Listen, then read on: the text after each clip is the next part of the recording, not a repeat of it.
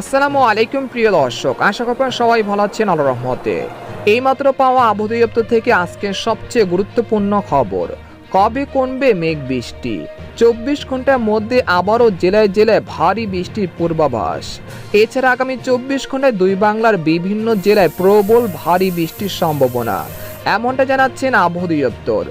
আজ ও আগামীকাল কোন কোন জেলায় ঝড় বৃষ্টি হতে পারে, এই বিষয়ে কি বলছে আজকের আবহাওয়া রিপোর্টে জানিয়ে দিব। সম্পূর্ণ বিস্তারিত ভিডিওদের সঙ্গে থাকুন।